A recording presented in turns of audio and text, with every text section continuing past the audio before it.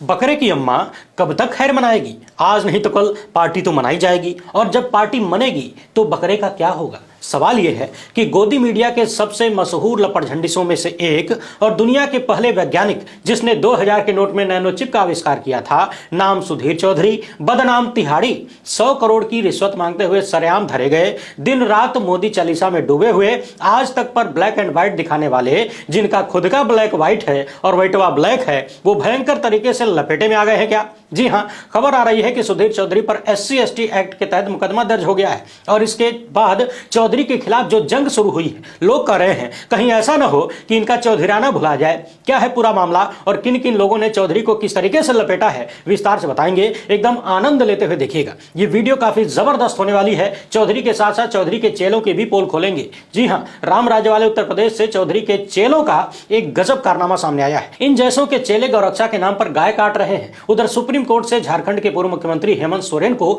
झटका लगा है। क्या है वो झटका और क्यों इस झटके के बाद एक बार फिर से चीफ जस्टिस DY चंद्रचूड़ चर्चा में आ गए हैं, या फिर सीधे सीधे कहें तो सवालों के घेरे में आ गए हैं। उन्हें लेकर लोग सवाल क्यों उठा रहे हैं, उस पर भी विस्तार से बात करेंगे। आज की ये वीडियो काफी जबरदस्त होने वाली है, ध्यान से सुनिएगा, पूरा सुनिएगा, बहुत आनंद आने वाला है। अनुरोध बस इतना है कि फेसबुक पर देख रहे हैं तो पेज को फॉलो कर लीजिए, यूट्यूब पर है तो सब्सक्राइब करके घंटा बजा दीजिएगा टन से। इसके अलावा हर एक वीडियो को लाइक करना बहुत जरूरी होता है और ये सब कुछ एकदम फ्री है, आपका कुछ भी खर्च नहीं होता, लेकिन आपके इस चैनल को मजबूत करने के लिए ये सारा प्रोसेस करना पड़ता है, जरूरी है। YouTube और Facebook कहते हैं कि आपके दर्शक जब आपकी वीडियो को लाइक करेंगे, पूरा देखेंगे और शेयर करेंगे, तब जाके हम आपको आगे बढ़ाएंगे। इसके अलावा यदि हो सके तो इस QR कोड या फिर मोबाइल नंबर का प्रयोग करते हुए हमें आर्थिक रूप से मजबूत करने का प्रयास जरूर करें। बहुत बहुत धन्यवाद। वैसे तो मैं गोदी मीडिया के लपड़झंडिसों की चर्चा वीडियो की आखिर में करता हूं, लेकिन आज इच्छा हो रही है कि शुरुआतें में कर दूं।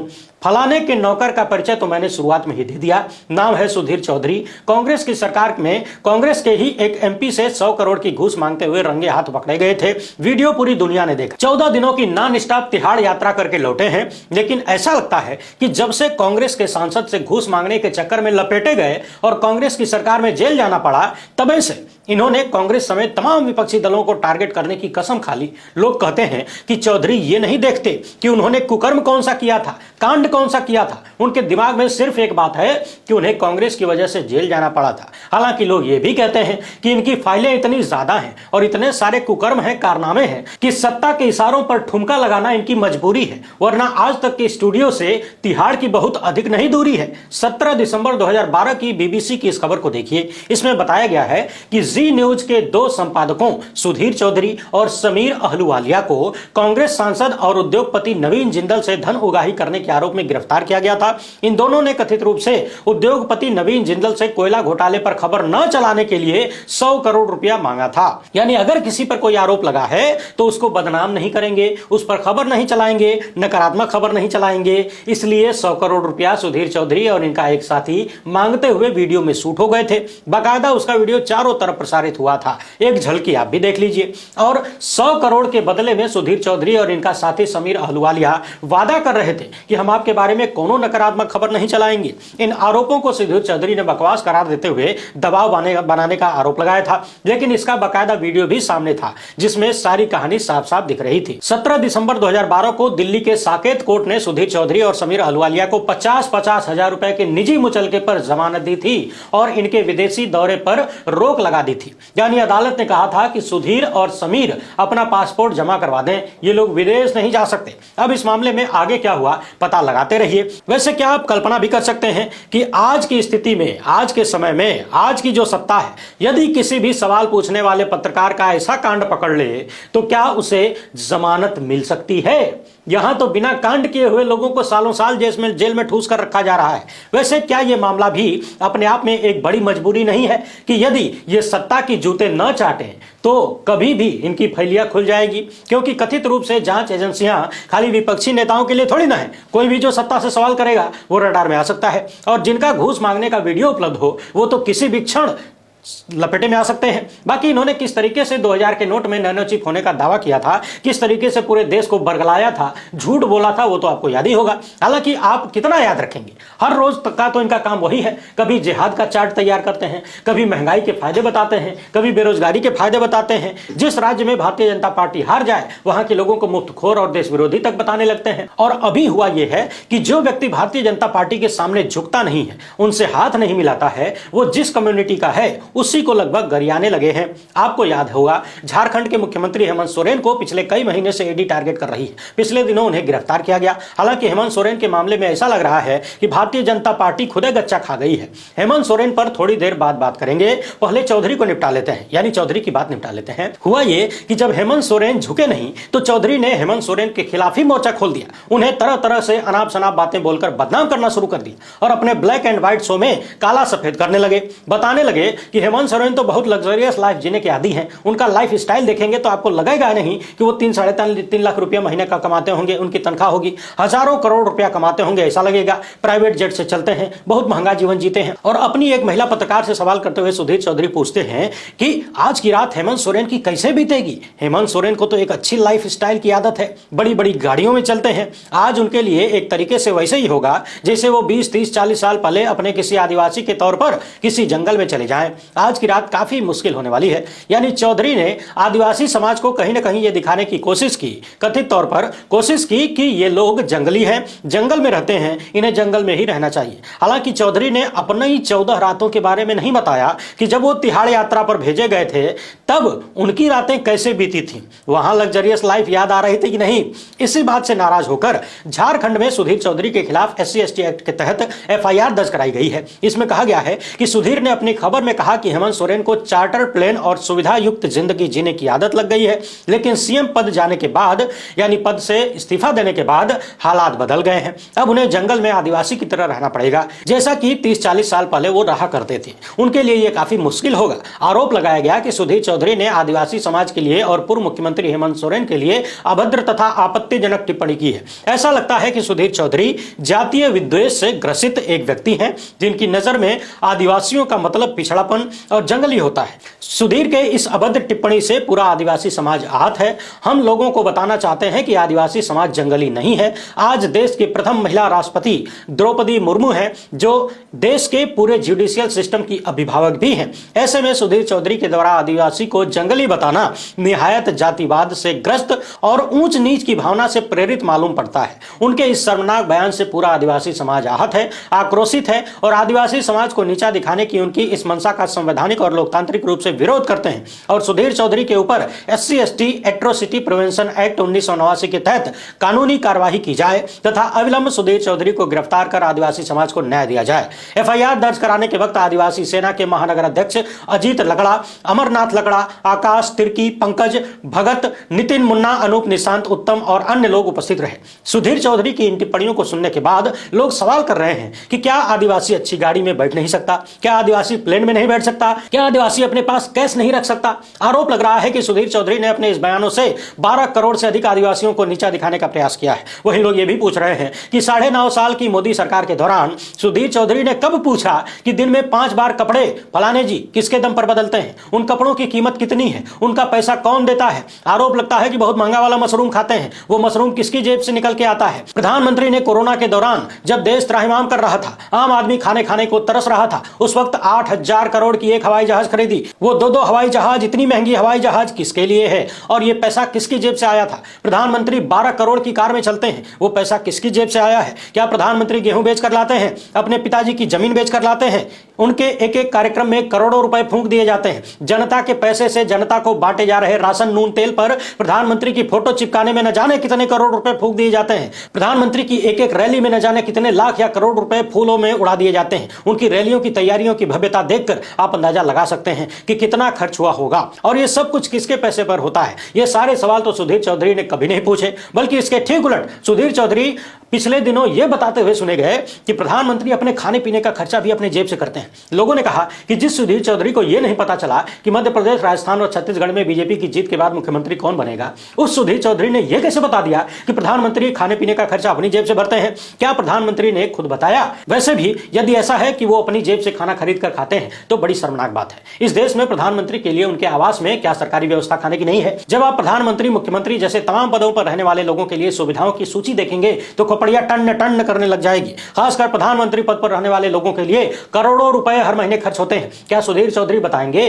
कि प्रधानमंत्री की तनख्वाह भी कुछ लाख होती है, तो ये करोड़ों रुपए कहां से खर्च होते हैं? लेकिन कुल मिलाकर ऐसा लग रहा है कि आदिवासी वाले मैटर पे सुधीर चौधरी तगड़े से लपेटे में आ सकते हैं, और सुधीर चौधरी खुद ही लपेटे में आए चाहे नहीं, लेकिन बीजेपी का उन्होंने कहीं न कहीं नुकसान तो करवा ही दिया है। हेमंत सोरेन को टारगेट किए जाने के बाद से पहले से ही आदिवासी को टारगेट करने की बात उठ रही थी, और अब तो सीधे सीधे सुधीर चौधरी ने सरेआम बंटाधारे कर दिया। याद करिए, किसान आंदोलन के दौरान जब किसान पिज्जा खा रहे थे तो गोदी मीडिया के तमाम लपटझंडिसों ने पिज्जा खाने पर सवाल उठा दिया, किसानों की महंगी गाड़ियों पर सवाल उठा दिया, किसानों के पास ट्रैक्टर है वो भी महंगा वाला, इस पर सवाल उठा दिया। यानी गोदी मीडिया के लपटझंडिस और सत्ता समर्थक जितने भी हैं, इन सब की नजर में किसान हमेशा फटे हाल होना चाहिए। फटी हुई धोती, चिथड़ा कुर्ता और सर पे मैली पगड़ी होनी चाहिए, पांव में जूता नहीं होना चाहिए। गोदी मीडिया के अनुसार किसान ऐसा होना चाहिए जो अब न तब मजबूर हो कि रस्सी पर झूल जाए। भीख मांगता हुआ किसान, गिड़गिड़ाता हुआ किसान, जब किसान की स्थिति ऐसी होगी तभी उसे किसान मांगनेगा गोदी मीडिया। किसान पिज्जा कैसे खा सकता है? पिज्जा खाने का अधिकार तो खाली सुधीर चौधरी जैसे लपटझंडिसों का है, सत्ता के चाटुकारों का है, दलालों का है। पिछले दिनों कर्नाटक को लेकर भी सुधीर चौधरी ने धार्मिक अल्पसंख्यकों को वाणिज्यिक वाहन खरीदने के लिए सब्सिडी देने की योजना के बारे में गलत सूचना फैलाने का कथित प्रयास किया, जिस योजना में सभी पात्र लोगों को लाभ मिलता है। सुधीर चौधरी ने कह दिया कि यह सिर्फ विशेष संप्रदाय के लोगों के लिए है।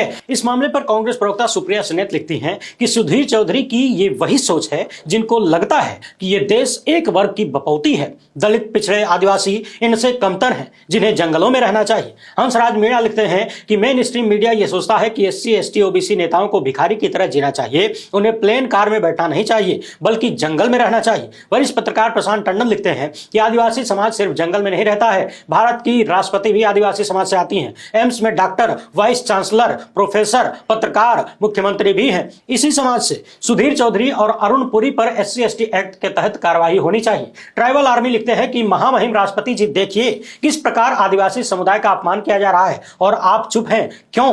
ये बात कितनी महत्वपूर्ण है कि देश के राष्ट्रपति जिस समाज से आती हैं उसी समाज को नीचा दिखाते हुए एक न्यूज चैनल पर इस तरह की टिप्पणियां की जा रही हैं, जबकि द्रौपदी मुर्मू का नाम जब राष्ट्रपति पद के लिए भारतीय जनता पार्टी की तरफ से आगे रखा गया था तब गोदी मीडिया के इन्हीं चैनलों ने, इन्हीं लपटझंडिसों ने आदिवासी शब्द की खूब आरती उतारी थी। जब हेमंत सोरेन जैसा आदिवासी समाज से आने वाला मुख्यमंत्री भारतीय जनता पार्टी के सामने झुका नहीं तो वही आदिवासी जंगली हो गए, उन्हें जंगल में रहना चाहिए। यानी कुल मिलाकर बात साफ है, जिस लीक पर प्रधानमंत्री मोदी और गुजराती टीम चलती है उसी लीक पर गोदी मीडिया भी चलता है। जिस तरीके से गुजराती टीम को किसी भ्रष्टाचारी, किसी बलात्कारी, किसी हत्यारे, किसी फ्रॉड, किसी डकैत से कोई तकलीफ नहीं है अगर वो अपने साथ है, तो ठीक उसी तरह से गोदी मीडिया को भी किसी भी जाति या किसी भी धर्म से तब तक प्रेम है जब तक वो बीजेपी के पक्ष में है। जैसे ही कोई जाति, कोई संप्रदाय, कोई धर्म, कोई समाज बीजेपी के खिलाफ होगा, आंख से आंख मिलाएगा तो वो गंदा हो जाएगा, गलत हो जाएगा, वो भ्रष्टाचारी हो जाएगा। और जाति, धर्म, समाज को तो छोड़िए, सुधीर चौधरी ने तो सीधे सीधे दिल्ली में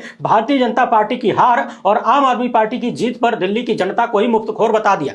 कह दिया कि देश से इनका कोई लेना देना ही नहीं है। लगभग देशद्रोही टाइप के शब्दों का इस्तेमाल इसने कर दिया। इससे ज्यादा अब बचता क्या है? लोग महामहिम राष्ट्रपति जी से उम्मीद कर रहे हैं, ये उम्मीद कहां तक वाजिब है? आप लोग कमेंट बॉक्स में जवाब दीजिएगा। अब बात कर लेते हैं हेमंत सोरेन की। आप सबको याद है हेमंत सोरेन का इस्तीफा हुआ, शायद उन्हें पहले से संदेह था कि उनकी गिरफ्तारी हो सकती है और गिरफ्तारी के बाद राष्ट्रपति शासन लगाकर उनकी सत्ता छीनी जा सकती है, भारतीय जनता पार्टी अपना राजनीतिक षड्यंत्र खेल सकती है। इसीलिए हेमंत सोरेन ने पहले से ही पूरी पिच बिछा कर रखी थी, विधायकों की सुरक्षा से लेकर समर्थन पत्र तक सारा जुगाड़ कर लिया था। यूं कह लीजिए कि दिल्ली में बैठे तथाकथित नकली चाणक्य की सारी गणित फेल हो गई।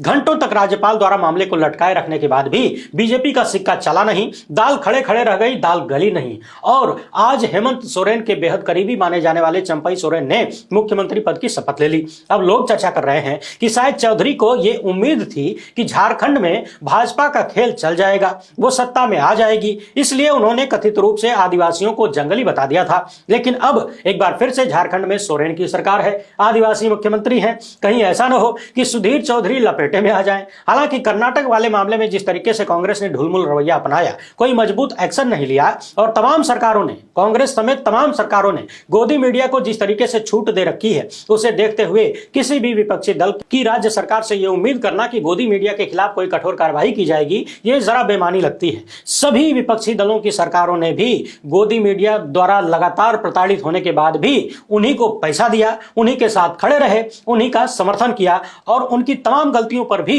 उन्हें सजा नहीं दी। वहीं अपनी गिरफ्तारी को लेकर पहले हेमंत सोरेन हाईकोर्ट गए थे, हाईकोर्ट ने मामला खारिज कर दिया। इसके बाद हेमंत सोरेन सुप्रीम कोर्ट पहुंचे। अब सुप्रीम कोर्ट ने कह दिया कि आप हाईकोर्ट में जाइए और हेमंत सोरेन की याचिका पर सुनवाई नहीं हुई, यानी हाई कोर्ट से सुप्रीम कोर्ट, सुप्रीम कोर्ट से हाई कोर्ट, खेला चालू हो गया। लेकिन इसे लेकर कुछ लोग बड़े गंभीर सवाल उठा रहे हैं। वरिष्ठ पत्रकार है प्रशांत टंडन, इन्होंने लिखा है कि सुप्रीम कोर्ट की जिस बेंच को आज झारखंड के पूर्व मुख्यमंत्री हेमंत सोरेन की याचिका पर सुनवाई करनी है, उसमें जस्टिस बेला त्रिवेदी भी है। जस्टिस बेला त्रिवेदी गुजरात की मोदी सरकार में लॉ सेक्रेटरी भी रह चुकी हैं। उमर खालिद की जमानत का मामला भी बेला त्रिवेदी की ही बेंच का है, जो कल 13वीं बार स्थगित हो गया। सवाल यह है कि राजनीतिक रूप से संवेदनशील केस बेला त्रिवेदी की ही बेंच में क्यों जाते हैं। यहां इन्होंने लिखा है कि सुप्रीम कोर्ट में जो जज हैं जस्टिस बेला एम त्रिवेदी, ये गुजरात की मोदी सरकार में लॉ सेक्रेटरी रह चुकी हैं, गुजरात की मोदी सरकार में। बाकी आप लोग समझदार हैं, कुछ कहने की जरूरत नहीं है। अब बात कर लेते हैं कि आखिर हेमंत सोरेन के मामले में फिर से सुप्रीम कोर्ट के चीफ जस्टिस डीवाई चंद्रचूड़ पर सवाल क्यों उठ रहे हैं, क्यों उनका नाम आ रहा है, क्यों उनसे सवाल किया जा रहा है। फिल्म निर्देशक और पत्रकार विनोद कापड़ी लिखते हैं कि जब जब राजनीतिक नेतृत्व ने अहंकार दिखाया है, लोकतंत्र का गला घोटने की कोशिश की है, तब तब न्यायपालिका ने संवैधानिक मूल्यों और लोकतंत्र की रक्षा की है। लेकिन आप लोग न्यायपालिका की बची खुची नाक और साख भी खत्म कर रहे हो, और वो भी लगातार। कुछ तो रीढ़ दिखाओ सुप्रीम कोर्ट, अपनी हालत क्यों मीडिया से भी, गोदी मीडिया से भी बदतर कर रहे हो। जब हमारे जैसे सैकड़ों लोग डटकर खड़े हैं तो आपको इतना डर क्यों लगता है जस्टिस चंद्रचूड़। अब यहां कुछ पॉइंट्स पर ध्यान दीजिए। सुप्रीम कोर्ट में कौन सा मामला किसके अंतर्गत सुना जाएगा, यानी किस बेंच में सुनवाई होगी, उस बेंच में कौन कौन से जज शामिल होंगे, यह फैसला चीफ जस्टिस के हाथों में होता है, यानी फिलहाल डीवाई चंद्रचूड़ जी के हाथों में है। पत्रकार प्रशांत टंडन का सवाल करते हैं कि राजनीतिक रूप से संवेदनशील मुद्दे ज्यादातर बेला एम त्रिवेदी की बेंच में ही क्यों मिलते हैं, और बेंच का निर्धारण चीफ जस्टिस के हाथों में है। अगली बात, हाल ही में सुप्रीम कोर्ट के एक जज ने ही कहा था कि जजों के पास तमाम सुविधाएं, तमाम सुरक्षा व्यवस्था है। अगर वो डरेंगे, अगर वो मजबूत फैसले नहीं करेंगे, यदि वो एक्शन नहीं लेंगे, कठोर एक्शन नहीं लेंगे, तो फिर कौन लेगा। यदि जज सामने नहीं आएंगे, लोकतंत्र के लिए मजबूती से खड़े नहीं होंगे, तो फिर हम आम लोगों से उम्मीद कैसे कर सकते हैं। सुप्रीम कोर्ट के वरिष्ठ अधिवक्ता दुष्यंत दवे सुप्रीम कोर्ट में मामलों की लिस्टिंग को लेकर सवाल उठा चुके हैं, चीफ जस्टिस को पत्र लिख चुके हैं। वरिष्ठ जजों से मामला लेकर जूनियर जजों को दे दिया जाता है, यानी जजों के चयन में भी झोलझाल के आरोप लग चुके हैं और लगातार लग रहे हैं। इस मामले पर हमने पूर्व में विस्तार से बात की है। आप सभी दर्शकों से अनुरोध यह है कि नियमित बने रहिए, सभी वीडियोज को लगातार देखा करिए, ताकि बार बार एक ही बात न बतानी पड़े और आप हर मुद्दे के प्रति जागरूक रहे। कुल मिलाकर हेमंत सोरेन को हाई कोर्ट से कुछ नहीं मिला तो सुप्रीम कोर्ट भागना पड़ा, और सुप्रीम कोर्ट कह रहा है कि हाई कोर्ट चले जाओ। अब लोग कह रहे हैं कि कुल मिलाकर हेमंत सोरेन को कई दिनों तक जेल में बंद रखने की कहानी चल रही है। आप कोर्ट से कोर्ट भागते रहिए, और इन सब से बचने का एक ही सबसे आसान उपाय है कि चट से पाला बदल लीजिए, नीतीश कुमार की तरह पलटी मारिए। न तो आपको हाई कोर्ट जाना पड़ेगा, न सुप्रीम कोर्ट जाना पड़ेगा, और तो और प्रधानमंत्री के साथ चाय भी मिलेगी, कॉफी भी मिलेगी, फोटो भी खिंचवाएंगे, सेल्फी भी होगी, वीडियो भी बनेगी, और कोई सुधीर चौधरी नाम का लपटझंडिस आपको जंगल में भेजेगा भी नहीं, वनवास भी नहीं करवाएगा, आपको जंगली भी नहीं बताएगा कथित रूप से। वैसे जंगल से याद आया, सुधीर चौधरी जैसे 100 करोड़ घूस मांगने वाले लोग और प्रधानमंत्री जैसे 8,000 करोड़ की प्लेन में घूमने वाले लोग पीएम केयर फंड के नाम पर जनता से न जाने कितने हजार या लाख करोड़ रुपया लेकर दबाकर बैठ जाने वाले लोग भी शांति के लिए जंगल में जाते हैं। जब काम धाम से मन उब जाता है तो जंगल में ही घूमने जाते हैं, और कहा जाता है कि हम सभी बंदरों की औलादे हैं। बंदर जंगल में रहा करते थे, एक वक्त में धरती का ज्यादा हिस्सा जंगल ही था, जंगल से ही हमारा पेट भरता है। आज भी ज्यादातर चीजें जंगल से मिलती हैं। जंगल की जड़ी बूटी के नाम पर रामदेव जैसे लोग धन्ना सेठ बन जाते हैं। यह अलग बात है कि कोयला निकालने के लिए प्रधानमंत्री के परम मित्र जैसे लोग जंगलों को काटते भी हैं। झारखंड से ही सटा हुआ है छत्तीसगढ़, हसदेव अरण्य को लगातार काटा जा रहा है। जनता त्राहिमाम कर रही है, विरोध कर रही है। गोदी मीडिया के किसी लपटझंडिस की इतनी औकात नहीं है कि एक लाइन उस मामले पर बोल दे, क्योंकि उनके पास तो अरबों खरबों की संपत्ति होगी, करोड़ों की तो होगी ही। एयर प्यूरिफायर लगा लेंगे, सारी व्यवस्था कर लेंगे, बहुत दिक्कत होगी तो देश छोड़कर चले जाएंगे। वैसे भी पिछले कुछ ही सालों में भारत के बहुत सारे करोड़पति दूसरे देशों में जाकर बस चुके हैं, तो ये लपड़झंडीस भी चले जाएंगे। जंगल कटने से इनको क्या तकलीफ होगी। सुधीर चौधरी की बात तो हो गई, अब जरा सुधीर चौधरी के चेलों की बात कर लेते हैं। सुधीर चौधरी का सबसे बड़ा काम और सबसे बड़ा टेंडर जो ये चलाते हैं वो है नफरत का, सांप्रदायिकरण का, देश की जनता को धर्म के नाम पर बांटने का।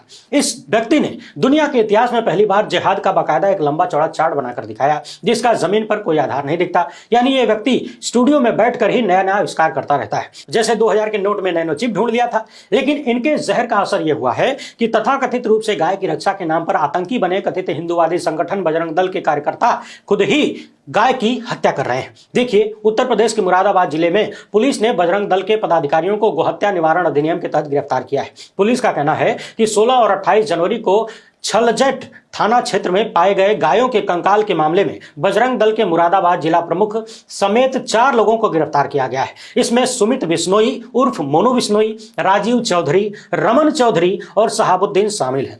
एसपी हेमराज मीणा का कहना है कि शहाबुद्दीन ने सुमित बिश्नोई और राजीव चौधरी के कहने पर गाय के कंकाल फेंके थे ताकि थाना प्रभारी को हटाया जा सके और इस मामले में एक ऐसे व्यक्ति को फंसाया जा सके जिसकी शहाबुद्दीन से रंजिश थी, दुश्मनी थी। यानी शहाबुद्दीन के दुश्मनों को फंसाने के लिए शहाबुद्दीन, बजरंग दल का जिलाध्यक्ष समेत 4 लोगों ने खुद ही गाय काट दी। वहीं इस मामले में सब इंस्पेक्टर नरेंद्र कुमार भी पूरी साजिश में शामिल बताए गए हैं।